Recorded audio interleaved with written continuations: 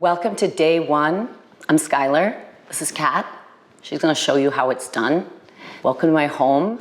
Thank you so much for inviting me into your home for the next 3 weeks. Really excited. Before we get started, I want to make sure that you're really comfortable sitting on the floor. And that's something that's easier said than done sometimes, especially if your knees or hips are a little bit tight. So I hope you have 2 yoga blocks and either a yoga blanket or a thick towel. Once you grab those and put as much stuff underneath your butt as you need in order to get your hips higher than your knees. That's really the foundation of making your upright seated position comfortable. Hips higher than knees, and this allows the front of your hips to soften a little bit and your spine to lengthen. So sit up nice and tall. So 21 days, 60 poses. All I ask of you is that you show up. You make a commitment to yourself, you clear out your day, you put it in your Google Calendar, you get your kids somewhere, you put your husband or your wife somewhere, whatever you need to do to create a space that works for you, where you feel quiet and concentrated, where you can turn off all of your devices except the one you're watching, turn off your phone, shut down your email, whatever you need to do to make a space feel really calm and sacred. And if that means lighting a candle or putting out some flowers or putting out a picture of someone that's really special to you, you want to create a little, what we call in yoga, a mini yoga shala, a mini yoga home for you to come to every day. Even if that's your hotel room or your office where you pull your couch over, make it a really sweet space to land. So you've got your spot, you've got your yoga mat, you got your 2 blocks. These will be your best friend for the next 3 weeks and maybe the rest of your life. You've got some kind of a yoga blanket or a towel to pad your knees if you need it. Sit up on if you need it. What do you expect from me? I give you 3 poses a day. I'm going to teach you how to breathe in the yogic way, which is called Ujjayi breath. I'm going to teach you how to put those 2 things together. Pose and movement, movement and posture, breath, movement, posture. This is called vinyasa, or intelligent placement, or flow style yoga. We'll be doing a lot of that. And at the end of 3 weeks, you'll have a full sequence which you can take with you anywhere. Keep it at home, bring it on the road, share it with friends. You'll have a set practice for life. That's my goal. So me, real quick, I started practicing yoga in my early 20s. I had a lot of back pain in my teens and 20s from a horrible car accident when I was a baby. And I spent a lot of time with chiropractors and thinking about whether surgery was maybe an option.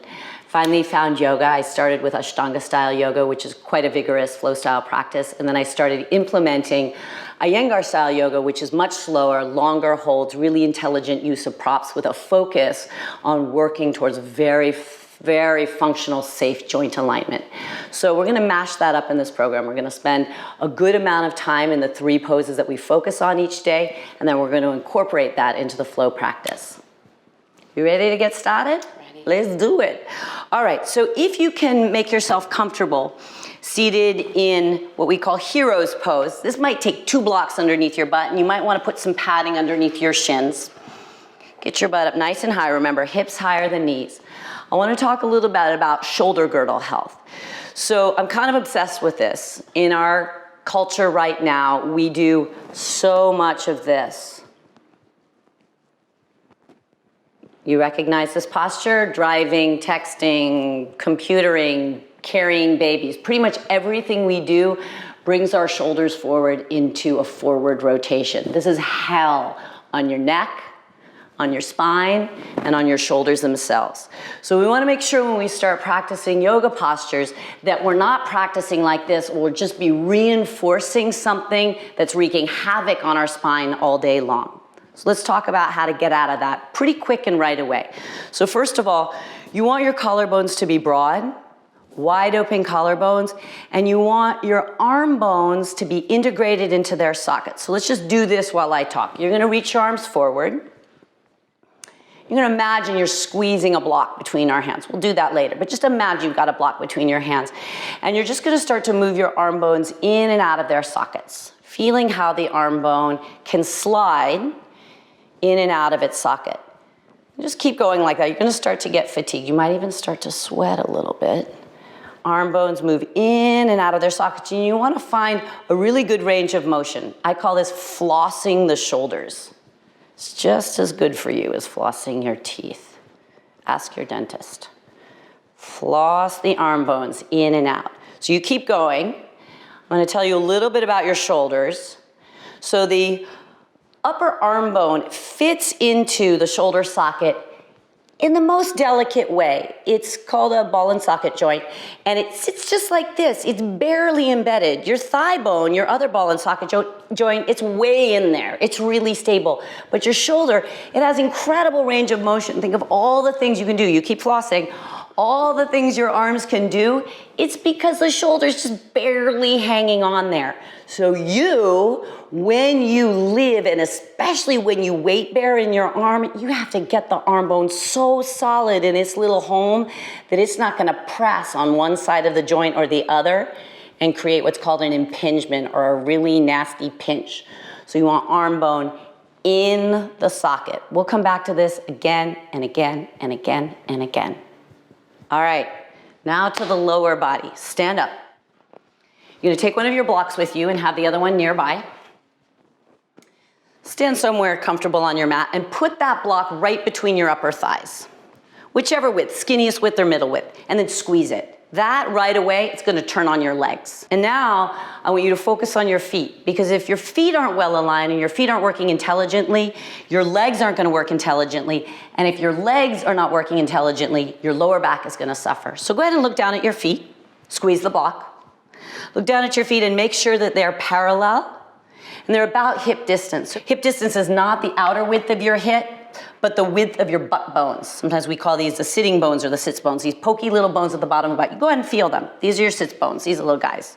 Okay, a couple other little bony landmarks that are important that I want you to think about working are your hip points, these little bones at the front of your hips, yeah? So butt bones down, front hips in, squeeze the block. Look down at your feet, make sure they're still parallel. One's not turning in, one's not turning out. And then go ahead and feel or just think about your tailbone. It's this little pointy bone at the very bottom, and your pubic bone, it's on the other side. The pointy bone at the back and the front, those two things can move towards one another. Tailbone down, pubic bone reaching to tailbone. That's gonna lift your pelvic floor, and that's gonna wake up your lower belly, and that's gonna support your lower back. Okay, one last thing, we're gonna really wake up the legs by lifting your toes. When you lift your toes, you'll immediately feel energy move up your legs. As the toes lift, you should feel your lower quads turn on. Your legs should feel like pillars, and the pillars of your legs then support the length and the ease of your spine. So toes lifted. If you look down, you might notice that the lifting of your toes brings a really nice lift to your inner arch. Some people have flat feet. That's gonna cave your knees in. That's gonna wreak havoc on the knees, hips, and lower back. So by lifting your toes, if you notice that that tracks the knees and lifts your inner arch, awesome, that's your jam. Whenever you feel your legs collapsing, you lift your toes. Go ahead and spread them and land them. Try not to collapse your inner arches. Try not to relax the squeeze on the blocks and keep lifting the quads. And then let's come back to the arms here. So with the arms at your side, could you still find an integration of the arm bone into its socket? It's a little less obvious when you're standing upright. And then as that happens, you should feel a natural spreading of your collarbones. And then to complicate things, you want to bring a little smoothing to your front ribs, because when the collarbones spread and the upper arm bones integrate, your pesky front ribs love to pop out. So hug those into your upper belly. And then remember, tailbone lengthening, thighs squeezing the block, hip points squeezing towards one another, arches lifting, quads lifting. And then could you bring a little ease to the shoulders, ease to the muscles of the face. And guess what? We snuck into our first yoga pose. This pose is called Tadasana. It's translated as equal standing pose or mountain pose. It is the foundation of your yoga practice. It just looks like you're standing up, but it's really different than standing because you're standing intentionally and you're standing in really good alignment. You're standing with your bones stacked well, stacked in such a way that you can relax the muscles of the body that you don't need to work. So let's talk about that a little bit more. Many of us have shifts in our body. We talked a little bit about the shift of the shoulders that our current crazy modern world brings us into habitually over and over. You know now that you want to over and over again remember to spread your collarbones and integrate your upper arm bones. At the same time, you don't want that to pop your front ribs. Now into the hips, oftentimes people either press their hips forward, ride into the front of their hips, or their butt pokes way back and they've got a big lumbar curve. They've got a whole lot of booty poking back. Both of those things are really hard on your lower back over time. Ideally, the way the body works is the joint stack on the joint. So you can get a friend, you can look in a mirror, or you can even just look down your own side body at the way you naturally stand and just notice, do your outer knees stack over your outer ankles? Does your outer hip stack over your outer knee? Does your outer shoulder stack over your outer hip, outer knee, outer ankle? And could your ears stack over your shoulders, over your hips, knees, and ankles?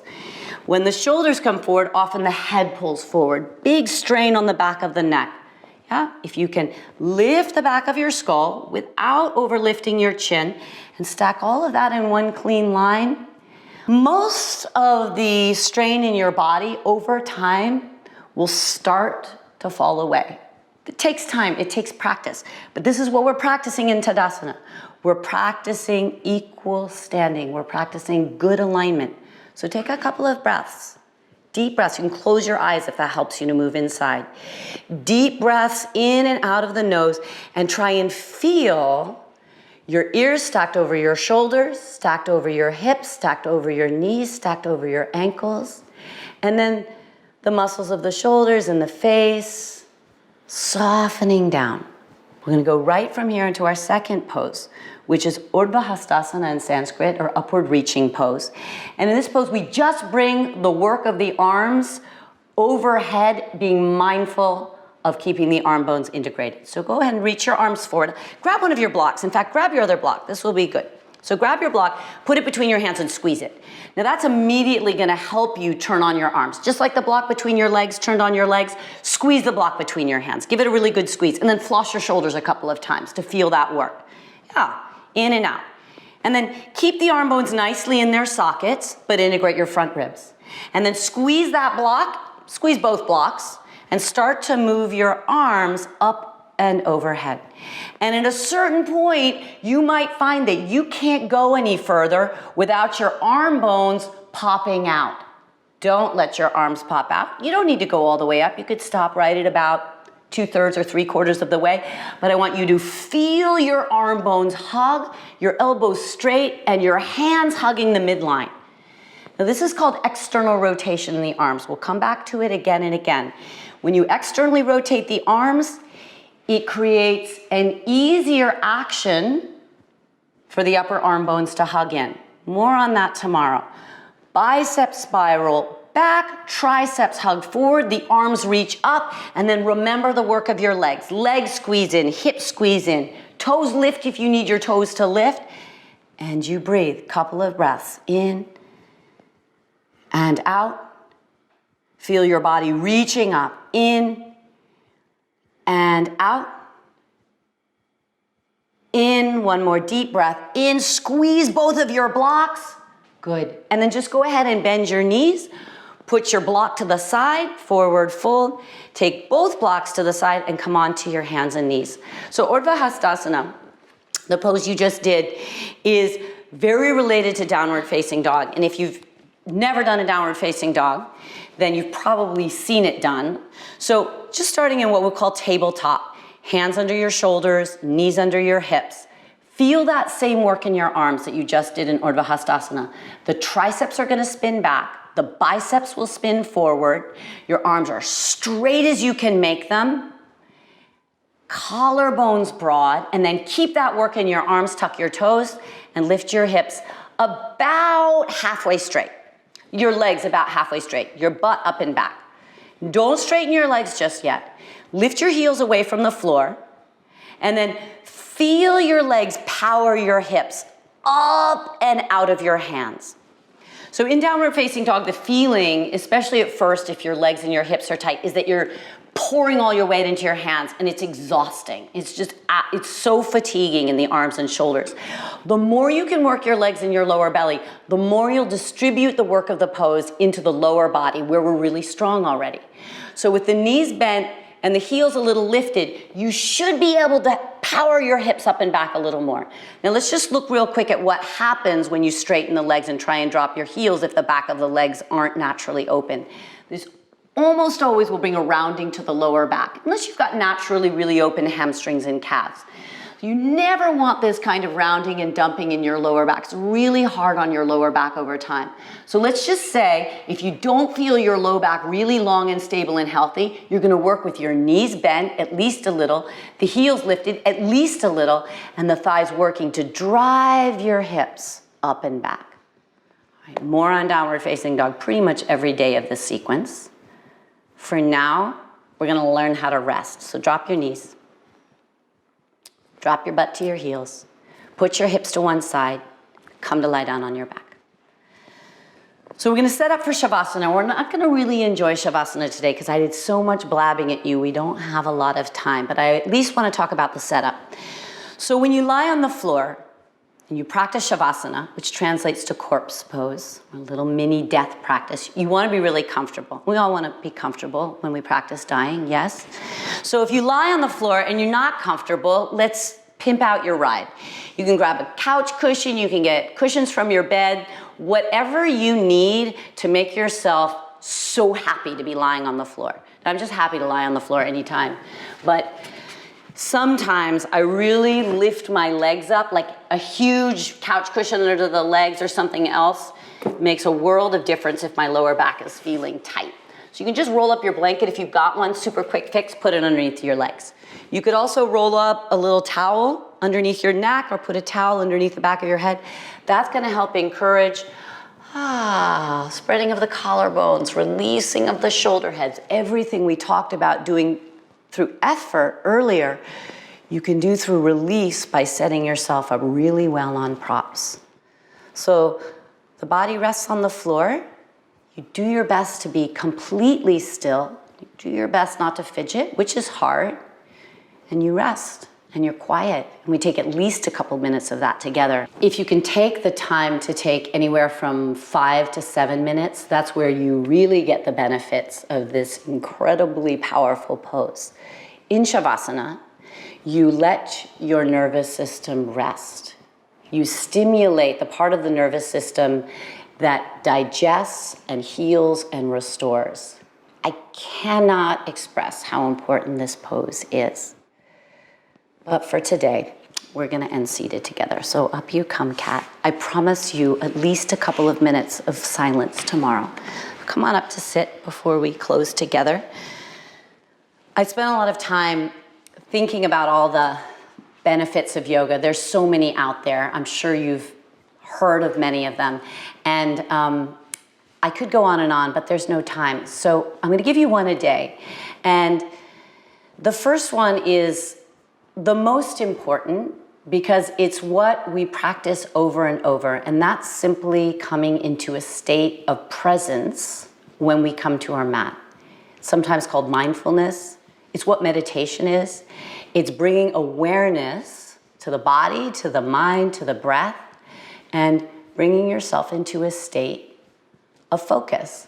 So we use our body, we use our breath. This is a physical practice. It's not much of a seated practice, but what it will do, it will prepare you to sit well if you're interested in cultivating a meditation practice. And if you just simply practice being aware of your body and your breath for 20 minutes a day, the resonance of that in the rest of your life is incredibly profound. It's hard to focus for 21 minutes. You practice that, you simply practice focusing. You simply practice focusing on shifting your awareness from out there and the million of things that are bombarding you all day long, and you bring it home. Incredible medicine. Good stuff. Really powerful stuff. So we close day one Good job. You've got 3 poses under your belt. We will come back to those poses again and again and again through the next 3 weeks. It's such a pleasure to have you here, and I will see you tomorrow. Namaste.